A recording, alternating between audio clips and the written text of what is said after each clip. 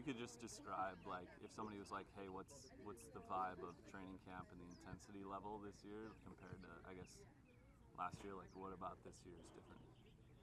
Yeah, I would say the biggest thing that's different about this year is that we have a lot of new people. We have a new coach, we have a lot of new players, new staff, and I think with that comes like a level of uncertainty, but also like you have to come in and compete. Like you have to earn your spot, you have to earn like your right to play on the weekend, and I think that's what you're seeing throughout the week during trainings is everyone's coming to play and the intensity is really good. Everyone's pushing each other and really trying to learn what Jonas wants us to do tactically, and I think it's just really good for the group overall to be able to push that way into the season. This last portion of training, I guess, could you describe like how intense that is, and also sort of like what are the takeaways that you guys, is it just chemistry, is it just kind of like going through the ups and downs of those moments?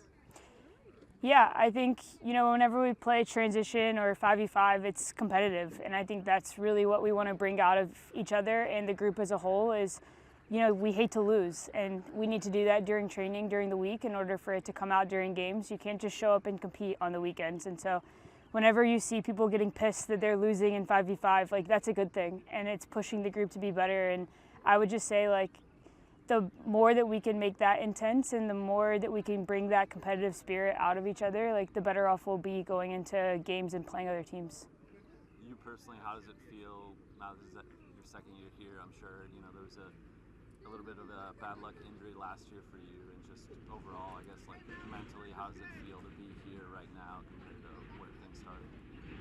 Yeah, obviously last year has had its ups and downs for myself, especially with the injury at the last third of the season. But I think it was a time for me to kind of reset and really focus on myself. And I was able to kind of fix a couple of muscle imbalances and really get myself fit going into the off season, and then just come in reset. I think that was the biggest thing for me, is come in with a fresh mind, with a new coach, new group of players, and just come in and play. I think it's easy to get caught up in the what's next, we have to compete, we have to win, oh no, we have a new coach, all of that kind of stuff. But for me, it's just like showing up and having fun and playing, and that's when I'm at my best, is just playing and competing. And I think that's what I've been able to do coming into this year, and hopefully we'll stay healthy throughout the whole year this year and be able to bring that to the group.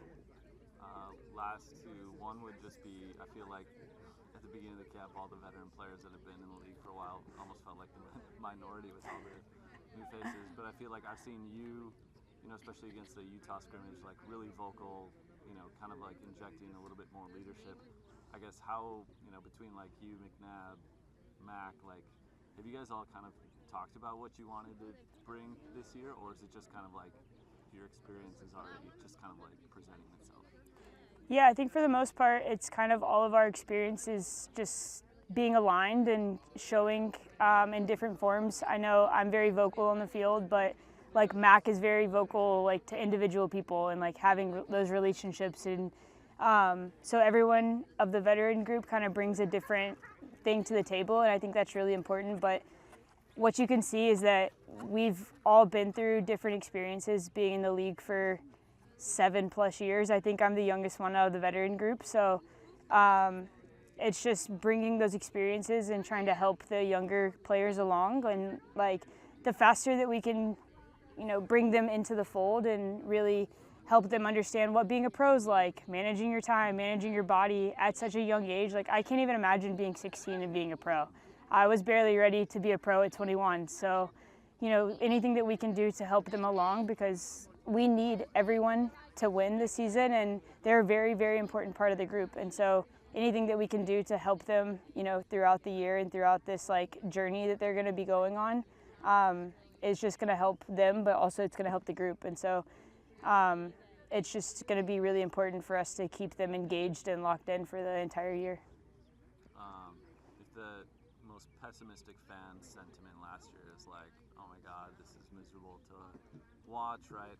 And, they forget that as a player, I'm sure it's not awesome to be going through that experience as well. But what is the attitude that you guys think you're going to bring in and just show on the pitch, even non-verbally, that maybe wasn't what Wave was last year?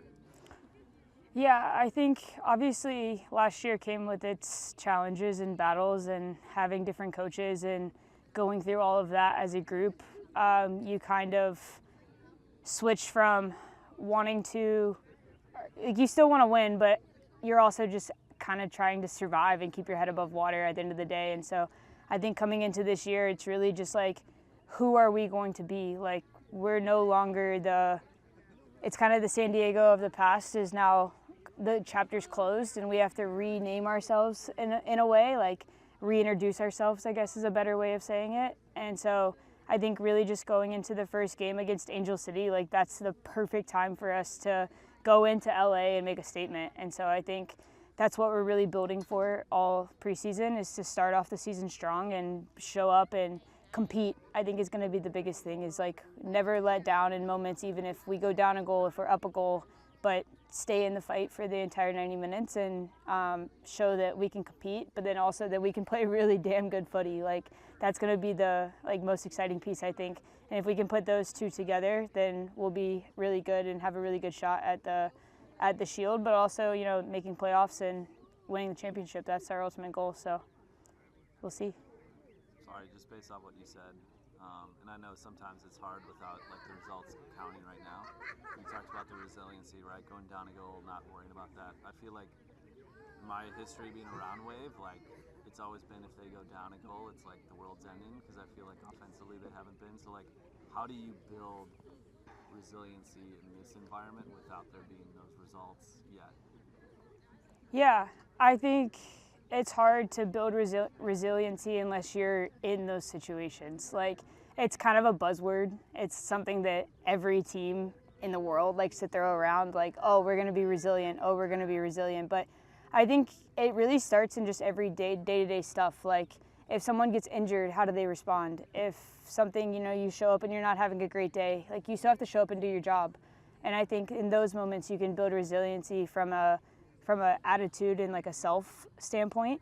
And then if everyone is working on that, then we can show up as a collective and be resilient in those moments that we go down a goal. And so I think that's really what we're trying to do, especially with all of our team activities and team meetings and team culture stuff, is like, who are we going to be as individuals, but more importantly, who are we going to be as a group? And if every single person is, you know, bought into that, I think it's going to be really, really important and show up in those moments. Sweet. Yeah.